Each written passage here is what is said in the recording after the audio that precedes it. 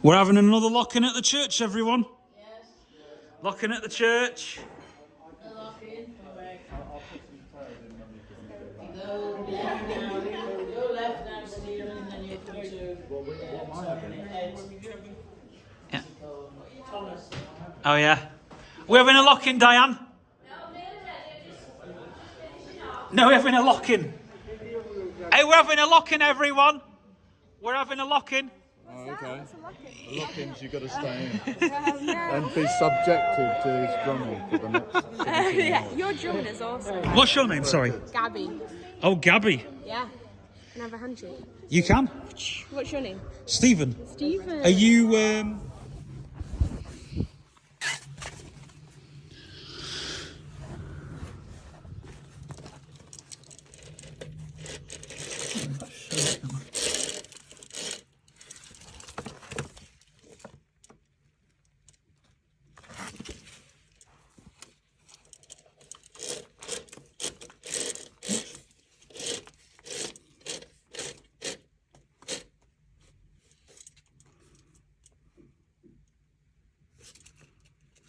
Wow.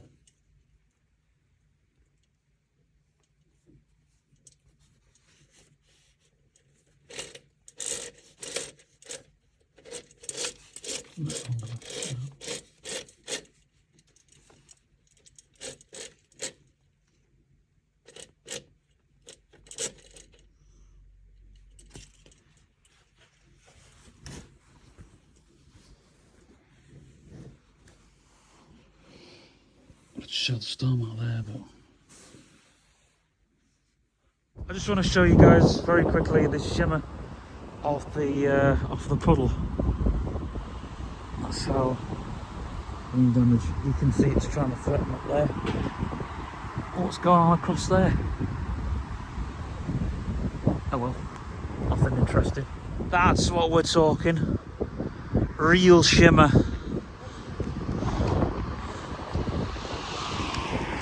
The sun's up there, but there's hardly any warmth in it whatsoever. So, those people that are looking for a tan, forget it. You might get windburnt.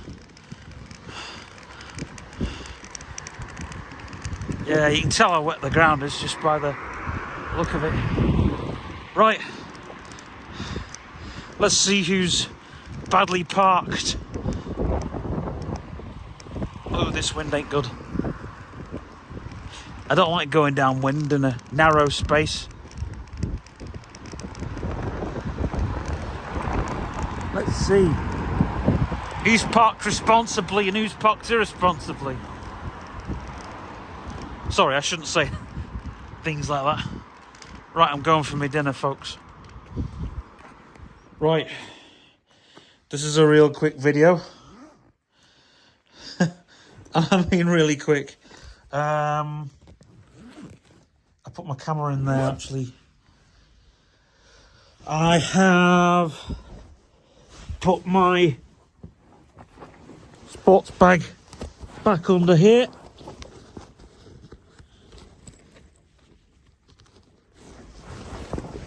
Let's just check that I've zipped that pocket up quick. Yes, I have. There's nothing. There's a pocket open there. Let me just get that. Let me just get all that zipped up nicely.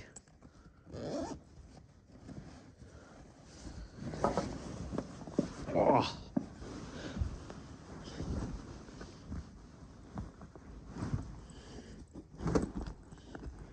There's the art of actually getting under the bed. Whoa.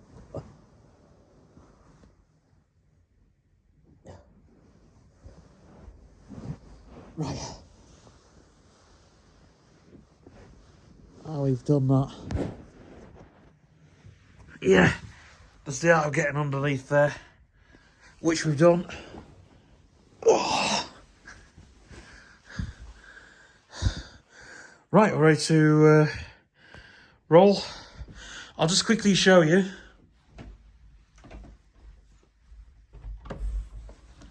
Just so you know, I'm a good housewife.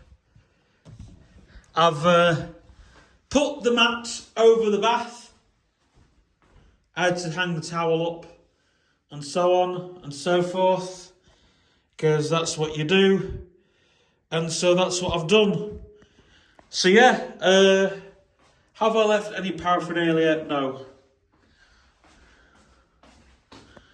Right, we can go on our merry way. Oh, it's a Monday, by the way. It's just after 2 o'clock. For anyone who's into their times, into their time zones, whatever, and so on and so forth. Right, back in here, grab things and rock and roll. Ladies and gentlemen, this is the Fostex studio, which is going. I'm using this for the Led Zepp cover. You can see in the side of it, if I can find it. If I can find it, that is a compact flash card. I'll put it back in.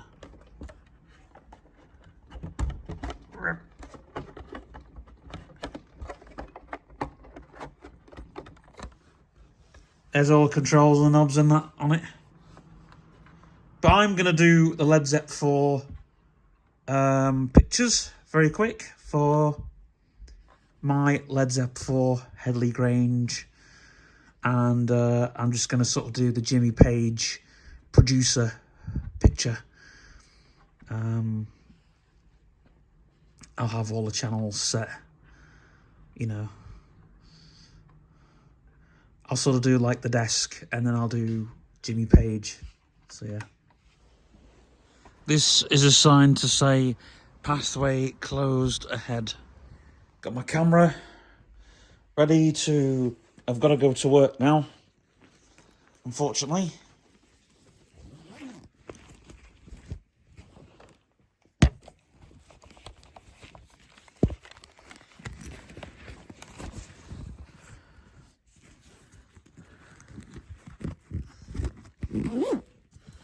A living has got to be earned.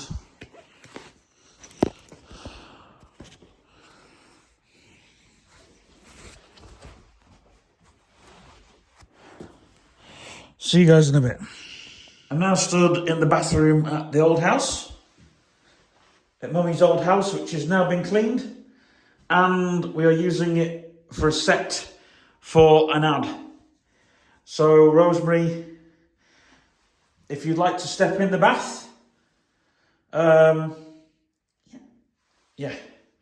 I don't know how cold it is because I'm lovely wrapped up. Okay, what you're seeing on screen is a lot of paraphernalia, so just give me a sec.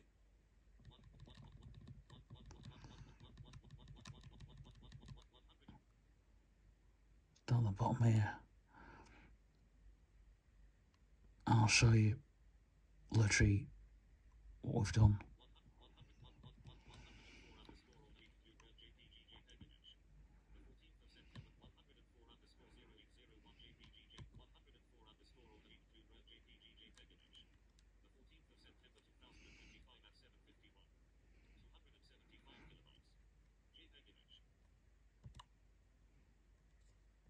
Oops.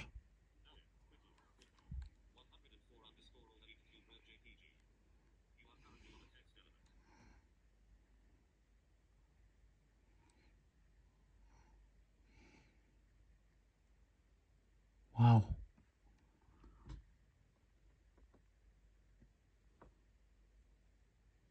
Don't even know what that is.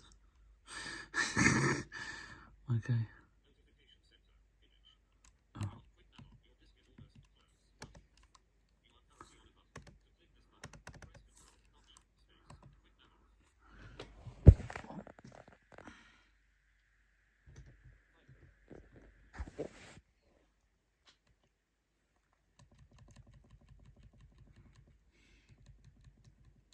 Yeah, these are all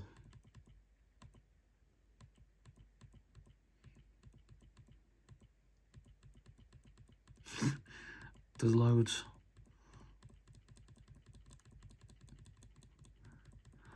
Loads of pictures.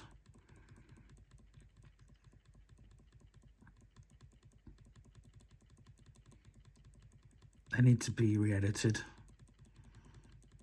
But yeah, it's everything. So yeah.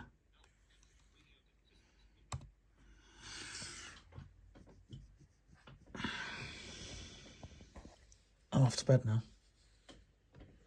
Well, ladies and gentlemen, it is now Thursday on the vlog. There wasn't anything to really put on Wednesday, but there is a video of me and Thomas walking around the football ground, which I've done. We managed to get a proper walk round. That lady only walked us, if you remember the audit video, which I urge you to go and watch. We only got to go to the end of the path and back. We're heading to Liverpool, where we are going on the Beatles tour.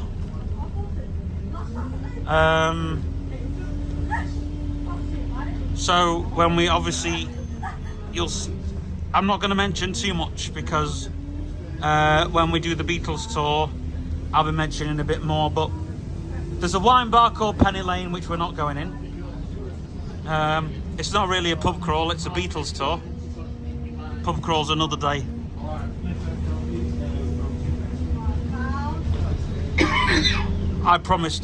I jokingly promised my sister a pub crawl. But I said whether she'd make it out alive, I don't know. What? Hello. Hello, Peter. I'm just filming a minute. Yeah, no worries. No worries. Now, we're going... I think the driver's doing a runner. Oh no, we're off again. He's back there, Peter. Don't worry. Hi. Looking for you. Now, if we can get this camera steady, you've got the route there.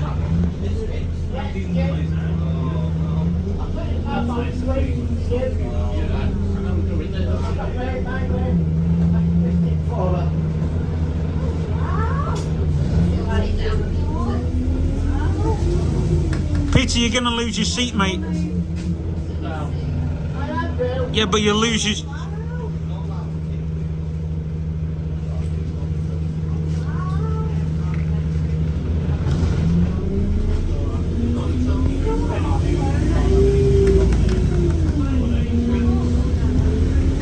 There's a white van.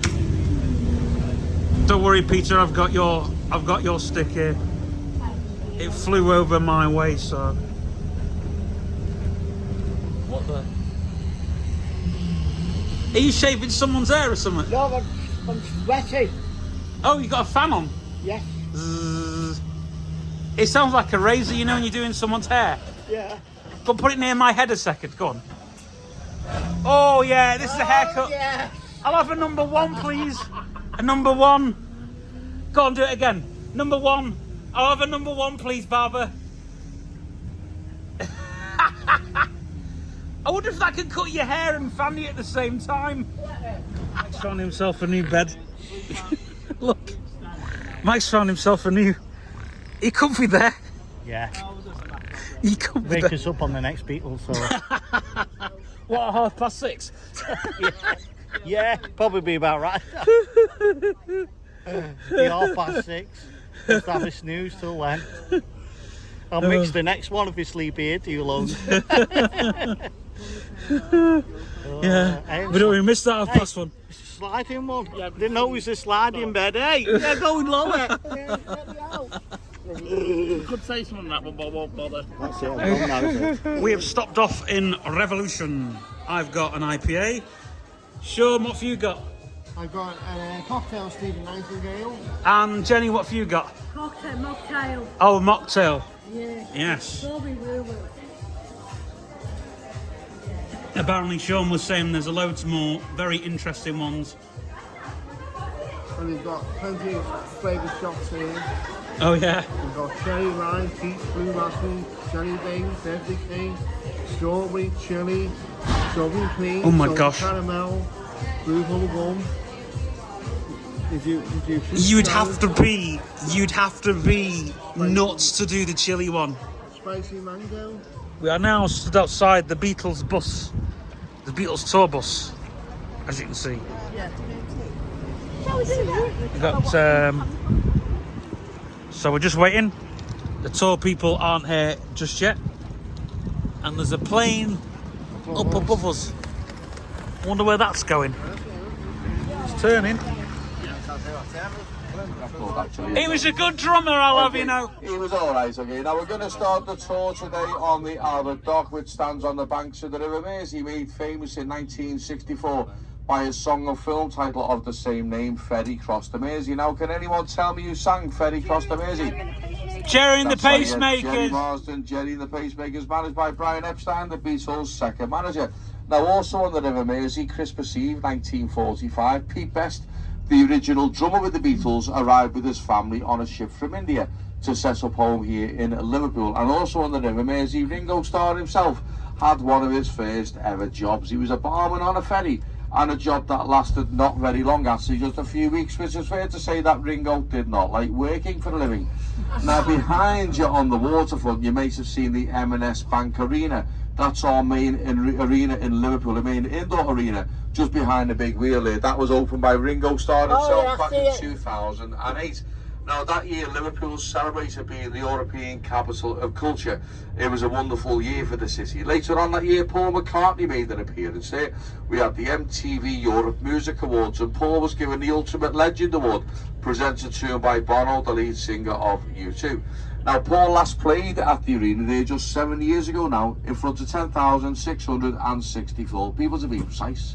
It was a 3-hour concert without a break or even a glass of water. Not bad for a guy who at the time was just 76 years young.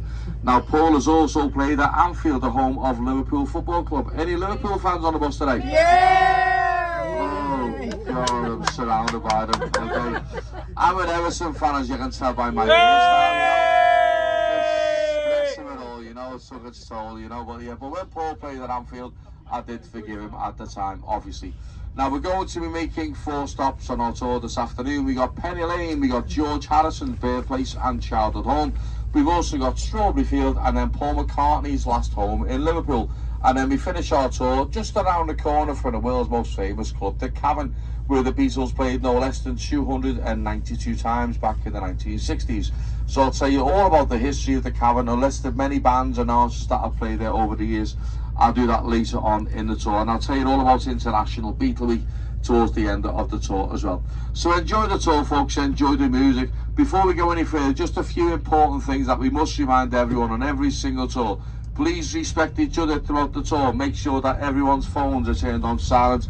Also, try and make sure that you don't talk while I'm talking, because everyone likes to hear what I'm trying to say throughout the tour. Okay, we have people from all over the world that come on board the Magical Mystery Tour, so it's very important. Different languages, different cultures, so it's very important to make sure that everyone can hear what I'm trying to say throughout the tour as well.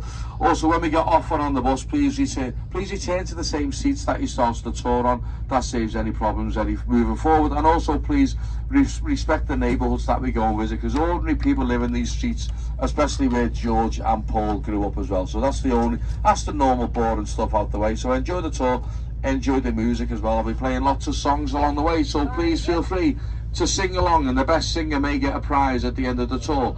I do emphasise the word may. Okay, guys. So if you got anything to celebrate, like a birthday or an anniversary or even a divorce, just give us a shout, and I'll give you a little bit of a mention as well. Any song requests. Now, the weird thing is, I was just off to the passenger list today. We've got a Taylor and we've got a Swift on board, but we don't do Taylor Swift songs, okay? Just to let you know, we got a Taylor family and a Swift family, and we've even got a Tina Turner. Well, we got a Turner family, but it just... Yeah, that's a Turner. Here we go. So yeah, so we don't do any of that. Just any Beatle-related song request, I can do that for you. And please feel free to ask me any questions at any one of the 4 stops that we make as well. I'm just going to sit down here and I'll play the first song of the tour, okay? Give us a musical movement called Skiffle was already here, and one of the most popular of the skiffle bands here in Liverpool was a band called the Quarrymen.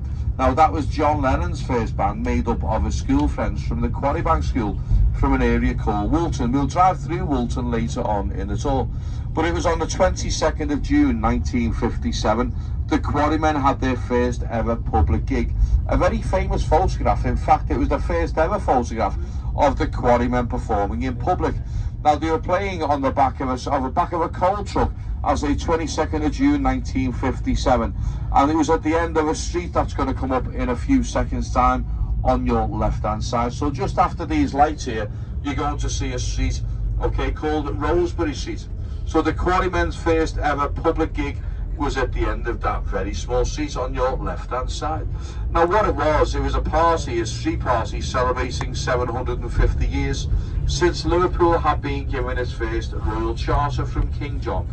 It attracted lots of girls and also a gang of teddy boys that just wanted to cause a little bit of trouble for the band. So a local lady called the police, and the police came and escorted the Quarrymen to a bus stop on this road here, where they got the bus back to Penny Lane. Now Penny Lane will be our first stop on today's tour in about 10 minutes time. So I hope you all got your tickets tonight, folks. A successful campaign by the local community has meant that they've all been thankfully restored to their former glory, which is the reason why I'm going to point this out. Some of you might have recognised this street on your left hand side. Has anyone seen the TV series Peaky Blinders? Yeah. Okay, well that's it there on your left hand side. That's where it was actually filmed for the first 4 series. So 7 houses down on the right hand side was Thomas Shelby's house. So we got everything in Liverpool, 2 cathedrals, 2 very famous football teams, Everton and Everton Reserves, of course, and also the most famous street in Birmingham is actually here in Liverpool. There you go. Back to Beatles stuff. On your left hand side is a street called Madgen Street. Okay, on 7th of July 1940, Richard Starkey was born. That is Ringo Starr himself. Now Ringo was actually born inside the house that is 5 houses down on the left hand side. Okay, that's number 9 Madgen Street. That's where Ringo was born, and he spent the first few years of his life there with his mum Elsie and his dad Richard. Now his dad moved out to another house further down the street, but Ringo and his mum moved across the road on your right hand side to Admiral Grove, number 10 Admiral Grove. Now you'll see this wonderful work of art on the side of what used to be the Emperor's Pub. It's a very low-key work of art, as you can tell. You can't tell that Ringo was brought up around this area whatsoever, can you? Have a look down there on your right-hand side. There's a small white house with pink windowsills halfway down there. That's number 10. That's where Ringo lived for the next 20 years. So the height of Beatlemania, Ringo was still living in that very small house, in that very small grove there. Number 10, Admiral Grove. Now, this pub here on your right-hand side, what used to be the Emperor's Pub. Now, back in 1970, when the Beatles had broken up, Ringo released his first solo album called Sentimental Journey. Now, his mum Elsie used to work behind the bar, and she used to play the piano and sing as well. And her favourite song was the Doris Day classic Sentimental Journey. So Ringo's first solo album was dedicated to his mum. And you can see the front of that pub, what used to be the Empress, on the front cover of Ringo's first solo album, Sentimental Journey, released on the 27th of March 1970. Now coming up on your left hand side is St Silas Primary School. Now this is where Ringo should have attended more than what he actually did. In fact, he was hardly ever in school as a child. His nickname was Lazarus because he was hardly ever there. Now, one of the main reasons for that, as a child, he had really bad illnesses. He had appendicitis at the age of 6, followed by peritonitis, tuberculosis and pleurisy by the time he was 13. In fact, he was in isolation in hospital for 2 years when he suffered from tuberculosis. So as you can imagine, it affected his education. Another very famous Liverpool rock and roller that attended there was Billy Fury. Now before he joined the Beatles, Ringo was in a band called Rory Storm and the Hurricanes, a very flamboyant band, and so flamboyant that when he used to perform on stage, he used to wear lots of rings on his fingers, and his mum used to say to him, "You look more like a Ringo than a Richie," and that's where the name stuck, you see. And he enjoyed wearing the rings on his fingers because it signified his love for country and western music. Big fan of country music was our Ringo. Now you might have heard about Pete Best and why he was sacked from the band, and how Ringo got the job as the drummer in the greatest rock and roll band in history. Well, we guess it's just all about the personalities, really. Taking you back to 1962, when Rory Storm and the Hurricanes were over in Hamburg in Germany, the lads in the Beatles noticed that not only was Ringo a half-decent drummer, he was also very popular with all the local girls. So he said, if we get him in our band, we're going to get more girls as well. Simple as that. So Pete Best went to have a meeting with Brian Epstein, the manager at the time, thinking, they were just going to talk about future tours, gigs, things like that, but no. Brian just sat him down in his office and said, the lads would like you out of the band, you're sacked. And Ringo started just 2 days later, 18th of August 1962, at a place called Hume Hall over in Port Sunlight on the other side of the river. And 2 days after that, Ringo had his first gig with the Beatles at the Cavern Club. And there was a big protest outside the Cavern. Lots of girls not very happy that Pete Best had been sacked from the band. They were all shouting, Pete forever, Ringo never. And during that protest, George Harrison received the black eye. Poor George, eh? So yes, so we guess it's all about the personalities, why Pete was replaced by Ringo. Now, talking about Ringo, I'm going to play this one for you today. She said, you're looking very silly in that silly hat. So he threw the hat in the lake, vowed never to wear it ever again, on one condition, that she'd go on a date with him. Just a few years later, in 1938, they got married. And on the 9th of October 1940, John Winston Lennon was born. And the rest, as they say, is history. Are we now on Penny Lane? Yeah. Yeah. Which apparently the song isn't about Penny Lane. It's about another road, but I'm sure you're going to tell us about that. Oh, good, good. In fact, Penny Lane is a double A side when you think about it, because you've got Penny Lane on side A, and you've got Strawberry Fields on side B, so which makes Penny Lane a double A side. So once you've done your photograph, you want to head back to the photo. Once you've done your photograph, for those that not seen it, I will show it to you, okay? Yeah. Just to give a bit of room in this little area here, okay? And again, thanks for your patience, Mark, just after before you never scripted that. Okay, so for those that want to see Paul McCartney's signature, okay? It's this one here on the sign here, going up in that small angle there. So he signed it in June 2018. That's Paul McCartney's signature going up in that angle there, okay? Yeah. So have your photograph and then we can go back on the bus, okay? I'll just can I just show that off on my video there? Yes, Yeah, you you can. can, I've got I've got the camera rolling. Got the camera rolling. Yeah, Possibly. the camera is rolling. Okay. So Paul So he's- McCartney's signature, okay? Now I'm gonna guide your hand down here, okay? Yeah. So it's just here, okay? Oh, And wow. It's just here, there, okay? Cool. That's Paul McCartney's And that was signature. from the car. Carpool karaoke. Yeah. Now we don't walk down Penny Lane, okay, guys? We don't walk down here. Now you know the song Penny Lane. It's not about Penny Lane, is it? Yeah, it's about Spit Down Place. Yeah, because it's not because Penny Lane. Now let me Yeah. don't spoil it. For All everyone, right. You'd have to be famous barber shop as well. That's where I get my haircuts. Highly recommended, as you can possibly tell. Okay, as I said before. Okay, now as we cross this bridge here, on your right hand side, you're going to see a row of shops. All of those shops feature in the video of Free as a Bird, released in 1995 as part of the anthology. So all of these shops feature in that song.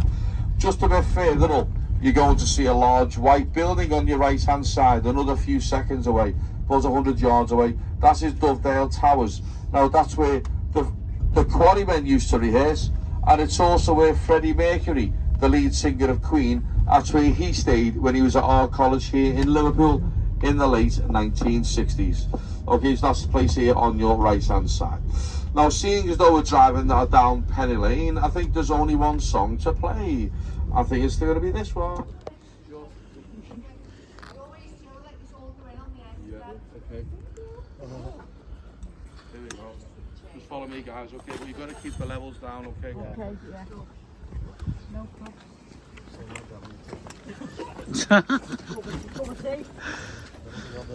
Put the cat on while you're there. Someone will be back with the tea. Sure, isn't he? Bloody hell! No rest for the wicked. No rest for the wicked. Aye. Inside the downstairs front room there, okay? That's where he was actually born. In the downstairs front room there, number 12 on Holland Road. I'll do all my explaining. I'll be back on the coach, okay? So it's a very quiet street, very quiet street. So we don't normally allow to come here, okay? But that lady just said that it's coming. So it's a quick photograph, and I'll do all my explaining when we're back on the coach, okay? Thank you. Yeah. So this is where George Harrison lived, was it? Oh right. Whereas George was in fact born just before midnight on the 24th, which meant that he'd been celebrating his birthday on the wrong day for most of his life. You imagine that. He only found that out just a few years before he sadly passed away in 2001, aged only 58 years young. That's no age at all, is it? Now, George spent the first 7 years of his life in that small house in Arnold Grove. The family lived there for 20 years, but by the time George was 7, it was just too small for the family of 6 to carry on living in that small house there. They had 2 very small bedrooms upstairs, 2 small rooms downstairs, with an outside toilet at the back. So they moved to an area called Speak, just over 4 miles south of here, near to the airport, which is now an Airbnb. Now, the blue plaque that you've just seen outside the house, a massive thanks to the residents for letting us into Arnold Grove there to have your photograph outside. Now, that blue plaque was unveiled 2 months before, sorry, in fact just over a year ago now, on the 24th of May, and it was George's wife Olivia that came to Liverpool to kindly unveil it as well. Now, talking about George, and we want the sun to come out, so I'm going to play what is the most requested Beatles song in the records in the north of England, and a big sign in the front window stating if it was not in stock, he'd have it within a few days, guaranteed. In October 1961, a young guy called Raymond Jones walked in, and he asked for a record by Tony Sheridan and the Beat Brothers called My Bonnie. So Brian ordered lots of copies from Hamburg. When they arrived, they sold out immediately. So Brian wanted to know what all the fuss was about, why the record sold out so quickly here in Liverpool. Well, he found out that the Beat Brothers that are on the record were actually the Beatles, and that they were performing in the Cavern Club just around the corner from his record store nearly every lunchtime, nearly every day. So Brian went to see them, and he fell in love with them instantly. After the gig, he went up to the band and said, "I'd love to manage you." So he said, "We've already got a manager. His name's Alan Williams, but he's not very good. We're thinking about getting rid of him, actually." So Brian went to see Alan Williams that evening and said, "What do you really think of the Beatles?" And he said, "Nothing but trouble. I wouldn't touch them with a barge pole," he said, "wouldn't go near him." So Brian said, "Well, I want to manage them." So Brian went to go and tell the band he's going to be their new manager. So the band said, "Okay, Mr. Epstein, what do you want from us?" He says, "I want 25% of everything." So the band said, "Hold on a second, Alan Williams only wanted 10%. But Brian said, "Yeah, but I'm going to make you famous."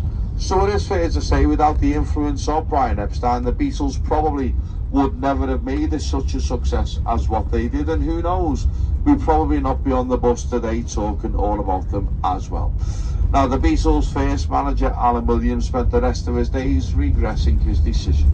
Lots of books and documentaries, interviews, basically telling the world how silly he was for giving the Beatles away for free. Silly man, eh? But in a way, thank goodness that he did. Now, ahead of us is an area called Lorken, and it was there on the 6th of July 1957. The most important meeting in the history of rock and roll took place in St. Peter's Church Hall. It's where John Lennon met Paul McCartney for the very first time. Now, early in the day, there was a village fete behind St. Peter's Church, and it's there that Paul McCartney first seen the Quarrymen perform. But it was when the Quarrymen were setting up in the church hall later in the evening that Paul was introduced to John by John's good friend Ivan Vaughan. So Paul turned round to John and said, "Why were you playing the guitar with just 4 strings on early in the afternoon?" So John said, "Well, that's all I've ever known. My mum taught me how to play the banjo, which has only got 4 strings on," he said. So Paul said, "Okay then, well, why were you singing the wrong words to some of the songs as well?" So John said, "Well, I like to make things up, you know, why all the questions anyway?" So Paul said, "Well, I can play guitar as well." So John gave Paul a guitar, basically said to him, "Show me what you can do." The first thing Paul did was turn the guitar upside down, restring it and retune it. Now that really impressed John, because John used to pay someone just to tune his guitar for him.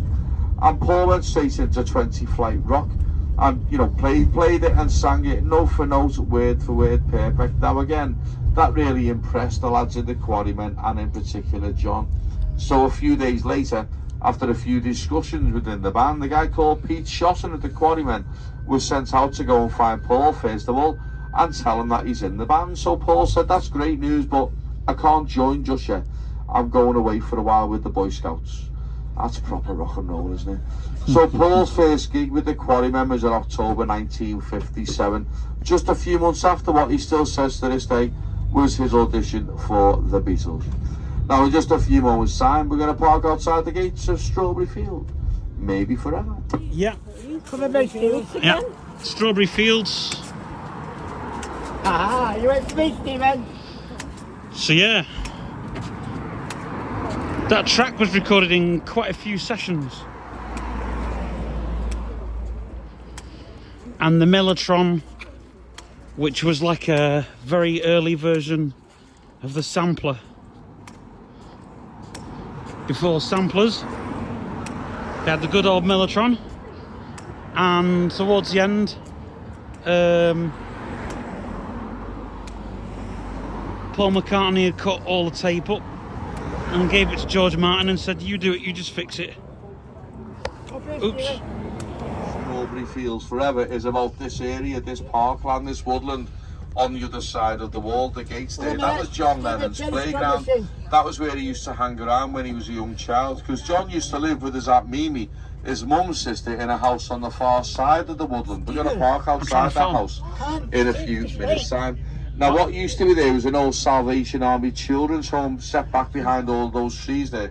Now, so back in the day, John used to climb over all the walls, he used to climb the trees and whistle and wave to all the girls in the children's home. His Aunt Mimi used to tell him off for it, saying you're going to get into lots of trouble, you know, John, going up to Strawberry Field. And he said, they're not going to hang me for it, nothing to get hung about. Strawberry Fields Forever, that's where that originates from, you see. Now, you see this new bandstand that you see in the shape of the Sgt. Pepper drum. That was just built just 2 years ago, actually. Yep, so always please return to the same seats for when you get on the bus. That's very important. Okay, guys, thank you. So this bandstand was just built 2 summers ago. The stage is very important, very special. It's got the Imagine mosaic on. There's only 2 of those in the world. One is in Central Park, New York, and one is there as the stage on that bandstand there. And only 8 gigs a year are allowed on that bandstand, and my band had the honour to be the first to play on there, introduced on stage by John Lennon's sister Julia. It was a wonderful afternoon. We played we played Strawberry Fields Forever as the first song on that stage as well, and we were all dressed in the Sgt. Pepper outfit, so it was a wonderful afternoon as well. Now, what's inside the new building set back there is a brand new £8 million training centre for young adults with barriers to employment, and it's still owned by the Salvation Army. I'm sure it's something that John would be so proud about if he was still with us today. Inside there, when it's open, of course, there's like a souvenir shop, your cafeteria, but there's also a wonderful exhibition and a heritage centre inside there that you need to pay to go inside, but it's well worth a visit. It tells you all about the history of Strawberry Field and John's personal links to it as well. But there's something extra special on display inside the exhibition. There is the original stand-up Steinway piano that John wrote and recorded the song Imagine on. It's on display inside Strawberry Field, hopefully forever. Now, there's a wonderful human being called George Michael. Anyone heard of George Michael? Yeah. Well, he actually bought that piano many years ago when he heard it was up for auction. In fact, he didn't want it to go into anyone's personal collection or into storage. So when George Michael bought it, he basically gave it back to the people of Liverpool, so it's on display for everyone to enjoy. So it's currently believed to be worth between £2.5 and £4 million in value. But it's well worth going to visit on another day in your own time, or you could easily spend a couple of hours inside there. There's like a wonderful pathway of peace that takes you all the way around the grounds of Strawberry Field. The original gates are in the far side of the woodland there as well. And there's also a very small strawberry patch, of course. So people ask me where does the name originally come from. Now, back in the day, before anything was built in this area, that area there was a strawberry farm. But Strawberry Farm Forever, I don't think would be a good song title to you, okay, guys? Okay, in just a few moments' time, we're going to drive along this road here called Menlove Avenue. Now, on this road, actually, one of the saddest days in John's life took place. I'll explain a bit more when we're parked outside the house that John lived in with his Aunt Mimi for 18 years. The house will be called Mendips. It will be on your left-hand side. We don't get off the bus at this particular point, but I will explain a little bit when we're parked outside the house. As we approach it, you'll see a blue plaque, a small blue plaque on the front of the house. That was unveiled 2 months before John's 20th anniversary in the year 2000. And in 2002, Yoko Ono bought the house when she learned that it was up for sale. But she gave it back to the National Trust to look after, which means that you can do a tour inside there by booking it through their website. So you spend an hour in this house and also an hour inside Paul McCartney's last home in Liverpool. That's our next stop where we get off the bus in about 10 minutes time. So I'll say we're just going to park outside the house called Mendips, number 251 Menlove Avenue. And as I said, I'll just talk about one of the saddest days in John's life, which took place on this road as well, in just a few moments' time. So we're now going to park outside Mendips in about 10 seconds time, or make it 12 seconds, it was a second. Okay. Now you see these two small black and white gates on the front of the house here, okay? This is the house called Mendips number 251. You can just see the blue sign, the blue badge on the front of the house as we approach it as well. Now John's bedroom is the one in the top left hand corner. Every year on John's anniversary, the National Trust leave the light on in that bedroom in tribute to John. Now only 2 Beatles songs were actually written in this house here. Please Please Me and I'll Get You. Now John's Aunt Mimi was pretty strict really. She never let the band rehearse in this house. In fact, at one point she turned round to John and said, the guitar is all well and good, John, but you'll never earn a living out of it. In 1965, John came back from being away with the band. There was crowds of people all outside here hanging around to see John, of course. He went inside, and his Aunt Mimi, she just had enough of all the crowds hanging around every day, and she just wanted some peace and quiet in her life. So John took her on holiday a little while later to a place called Poole in Dorset on the south coast of England. Walked into the house, beautifully furnished, and there was a plaque above the fireplace that read, the guitar is all well and good, John, but you'll never earn a living out of it. And she recognised all the furniture, because what John had done behind her back was arrange for all the furniture to be moved from this house here down to the house down in Poole in Dorset. And she said, what's this, what's going on? He says, I've bought this for you, you can have your peace and quiet. So she went mad. She went, what gives you the right to buy this for me? And he said, listen, you looked after me for 18 years, now it's time for me to look after you. And it only cost me £25,000, he said. So his Aunt Mimi ended up staying in the house in Poole in Dorset until she sadly passed away in 1991. But it's on this spot where we're parked right now, one of the saddest days in John Lennon's life. It was on the 15th of July 1958. John's mum Julia had come to visit John here, but John was out all day. She waited a while, but she decided to go home. As she crossed this road here to get the bus back home, she was hit by a car and killed instantly, driven by an off-duty policeman at the time.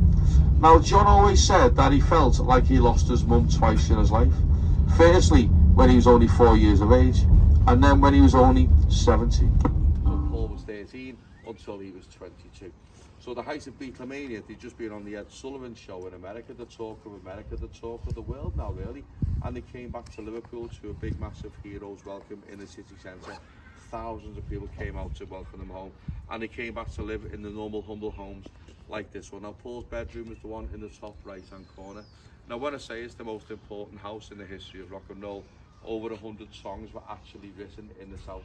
So the likes of Love Me Do, She Loves You, I Saw Her Standing There, From Me to You, All My Lovin', Michelle, I'll Follow the Sun, One After Hour 9, When I'm 64, plus many, many more. I could be here all night until it goes dark. But yeah, all of those songs, plus many more, all written in this house here. Now it's now owned by the National Trust, which means you can do it all by booking it online. So you spend an hour inside this house and an hour up at Mendips. You know, on Car Karaoke, was this the house that you went into, or was it a different one? Yeah. So now you can book it online, and so you spend an hour in each of the 2 houses. My favourite out of the 2 houses is this one here. The main reason why that is, if you see the house behind you on the corner, the cream looking house just behind you on the corner there, well that's where I was born and brought up, in that house there. Before I was born, obviously I'm not that old, but basically my mum was the same age as Paul. They used to hang around each other. My uncle used to go to work with Paul's dad every morning. Just very recently when my band were on tour in the US, I was backstage with Paul talking about families and stuff, and I have been in contact with Sir Paul just very recently. So yeah, I have got all those contact details, and you can't have it unless you get me drunk. So these, and that's never going to happen again. That's right. Anyway, but when you walk into this house here, it's like taking a step back in time. Everything's been preserved like it was back in the day. So I highly recommend, if you do come back to Liverpool in the future, do that tour on the National Trust. It's well worth doing. Now when you walk back to the bus, or run back to the bus in a few seconds, there's a clue on why I say that, is that every single one of you is going to recreate a verse of a song off the Sgt. Pepper album. Try and have a think about that as you're heading back to the bus, okay guys? Thank you very much, okay?